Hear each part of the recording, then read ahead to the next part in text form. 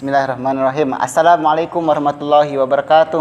Waalaikumsalam warahmatullahi wabarakatuh. Nah, pada kesempatan hari ini kita kumpul ya. Ini di mana nih? Ada yang tahu di mana nih? Di aula. Oke, pada kesempatan hari ini saya mengunjungi ke salah satu, bukan mengunjungi ya, ini sebagai tempat pengabdian saya, yaitu di SMP Muhammadiyah 2 Boyolali program khusus. Nah, saya mengajak bahasanya itu apa ya? Santri ya. Nah, ada yang kelas 8, ada yang kelas 7. Di sini sebenarnya lebih kepada pengalaman saya. Saya sedikit bercerita mengenai pengalaman saya mondok atau kayak pengalaman saya sekarang kan status saya ini mengabdi. Nah, mungkin nanti dari santri-santri mungkin ada yang menanyain ke saya akan jawab begitu. Mungkin ada pertanyaan terlebih dahulu. Sebelum saya menceritakan, ada yang dikepoin nggak mengenai saya gitu? Ada? Anu. Pengalaman Ustaz di pondok. Oke. Pengalaman di pondok lebih pengalaman apa nih? Yang bertangga. Oke, baik. Sedikit saya menceritakannya. Saya itu pernah memondok dan itu lebih kepada pondok mahasiswa. Jadi ketika pondok mahasiswa itu beda sama dengan pondok-pondok SMP, SMA itu beda. Bedanya apa? Kita itu lebih kepada bebas. Bahkan di pondok saya itu terkenalnya dengan peraturan sebenarnya. Peraturannya itu bahasanya apa ya? Ngapain kalian jauh-jauh ke tempat sana kalau hanya untuk diatur? Itu adalah peraturannya. Ngerti nggak? Kayak gini nih. Jadi peraturannya itu adalah kalian itu sangat dibebaskan, dikasih kata-kata, ngapain kalian jauh-jauh. Contoh saya itu dari Kalimantan Selatan. Asli saya itu sini nggak ada keluarga gitu kan. Di Jawa itu nggak ada keluarga. Tapi ketika di sana itu dikasih tahu nih, ngapain kalian jauh-jauh dari Kalimantan, dari Sulawesi, kalau hanya untuk diatur. Itu di pondok saya. Jadi saya itu bebas, mau keluar malam boleh, mau ibaratnya main HP boleh, karena emang nggak ada aturannya. Itu adalah mungkin dari perbedaan antara pondok-pondok mahasiswa dan pondok-pondok SMP, SMA kayak gitu. Itu adalah pengalaman saya. Saya pernah memondok itu ya tadi baru mahasiswa dan itu selama 4 tahun. Nah, mungkin kalian ini kalau baru beberapa hari udah kayak nggak betah gitu kan di pondok, itu merupakan yang masa semen segitu gitu kan. Bahkan ada teman-teman atau mungkin dari yang kita kenal, ada yang sampai 6 tahun mondok, ada yang sampai 3 tahun mondok. Itu ternyata mereka kuat. Nah, motivasi apa yang mereka punya gitu kan sehingga bertahan di pondok. Itu sedikit sekilas mengenai saya pernah memondok selama 4 tahun di tingkat mahasiswa. Dan itu saya lebih kepada apa ya? Lebih kepada rugi sebenarnya. Rugi dan menyesal. Kenapa saya dulu-dulu itu nggak mondok gitu. Nah, apa yang membuat saya rugi dan kayak menyesal saya kenapa nggak mondok? Salah satunya itu ya saya ya, itu kayak merasakan bener-bener gitu kan. Merasakan bener-benernya itu lebih kepada senang. Ketika ada soal-soal kita bisa ngerjain bareng gitu kan. Ketika mungkin soalnya susah, bisa tanya teman, bisa bahasanya itu contek lah.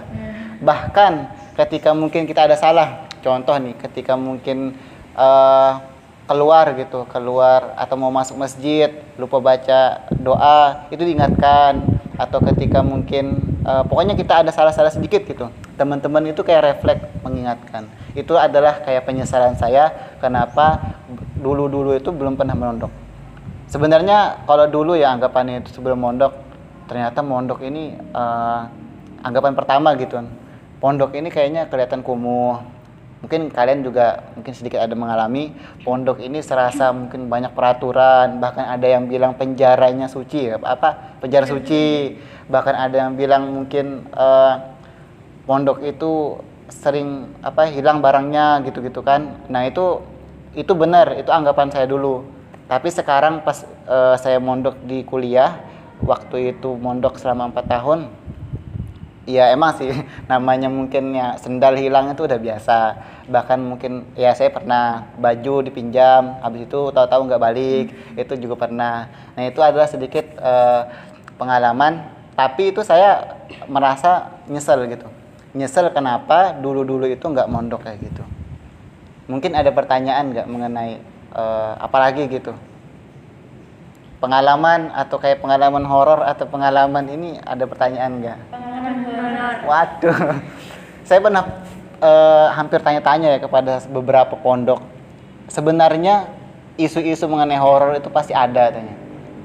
Dan memang mungkin kalian di tempat sini juga mungkin pernah dengar ada di suatu tempat atau suatu pohon gitu yang ada penunggunya kayak gitu-gitu kan.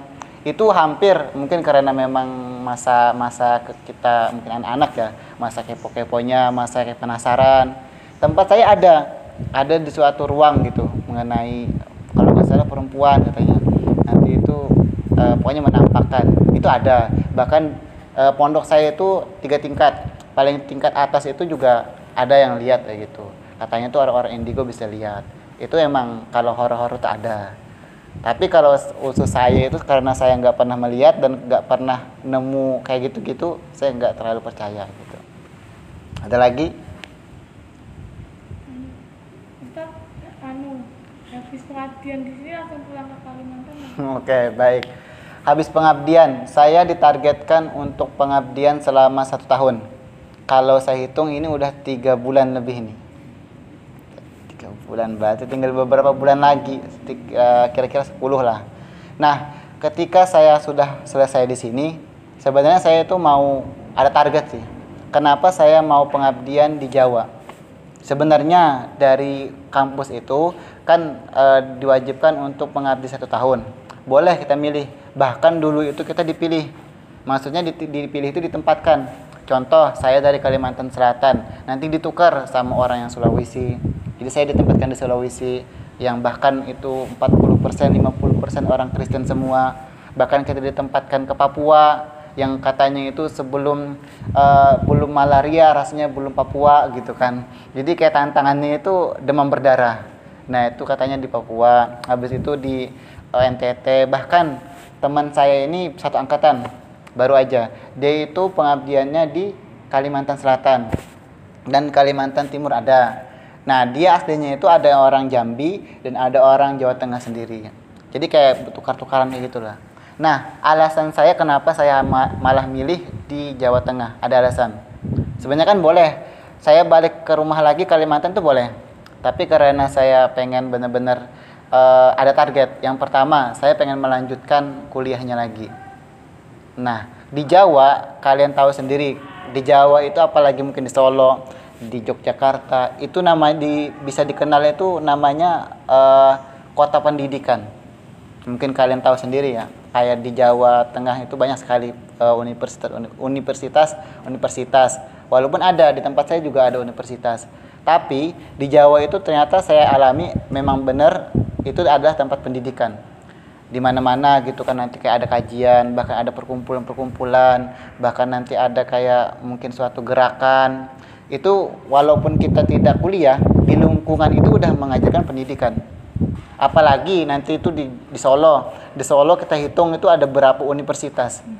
Di Yogyakarta kalian mengenal namanya itu kota pendidikan. Itu emang luar biasa. Benar-benar banyak yang menuntut ilmu kayak gitu kan.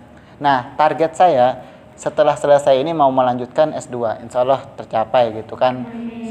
Saya minta doanya juga. Itu adalah salah satu alasan kenapa saya malah milih ke Jawa Tengah gitu. Dan saya malah milih yang dekat-dekat aja. Saya kan kuliahnya di Solo. Di Solo itu Universitas Muhammadiyah Surakarta, saya alumninya. Nah, setelah itu ya saya pengen lagi melanjutkan S2-nya mungkin di Solo lagi kayak gitu. Nah itu sedikit mungkin kenapa alasan apakah saya balik ke Kalimantan lagi ataukah saya tetap di Jawa dulu. Nah itu kita jawab. Ada lagi pertanyaannya? Krik-krik. Ada? Ustaz, SMP SMA-nya sekolahnya di mana? Saya karena memang benar-benar asli dari Kalimantan Selatan, bahkan di Jawa itu karena nggak ada keluarga, bahkan mungkin ya keluarga aja nggak ada gitu kan. Jadi benar-benar merantau ke Jawa. Saya asli dari SD, sebenarnya dari TK. TK-nya itu sebenarnya Aisyah. Aisyahnya itu juga di kampung, itu di Kalimantan Selatan. habis itu masuk MI. MI-nya kebetulan Muhammadiyah lagi. Kalau TK kan Aisyah, tentu Muhammadiyah. MI-nya MI Muhammadiyah masih di Kalimantan Selatan. SMP-nya itu saya tingkat MTS. MTS masuknya Muhammadiyah lagi. Itu masih di Kalimantan Selatan. Masuk lagi SMA. SMA itu jurusannya IPS. Nah, dulu itu kebetulan ya betul masih di Kalimantan Selatan gitu. Pas mondok atau kuliah itu baru saya merantau ke Jawa Tengah kayak gitu, di Solo. Gitu. Ini udah berapa menit nih? Sebelumnya ini udah 10 menit. Kita mungkin cukup ini mengenai pengalaman-pengalaman saya, mungkin ya semasa pengalaman mondok, perasaannya kenapa saya malah milih di Jawa, atau nanti untuk pengalaman mungkin ini tadi belum ada yang tanya ya, pengalaman mungkin gimana rasanya pengabdian selama 1 tahun atau selama 3 bulan ini rasanya gimana pengabdiannya. Nah, ini nanti kita akan sambung di video selanjutnya gitu kan. Nah, ini udah kayak ini ya. Oke, baik, terima kasih kepada santri-santriwati semuanya yang sudah berkenan membantu ya. Intinya kita sharing-sharing mengenai pengalaman-pengalaman, mungkin dari pengalaman kayak gini bisa ambil hikmahnya gitu. Apalagi kalian masih kecil-kecil gitu kan, masih ya pendidikan itu harus ditempuh setinggi-tingginya. Saya akhiri, wabillahi taufiq wal hidayah. Wassalamualaikum warahmatullahi wabarakatuh. Waalaikumsalam.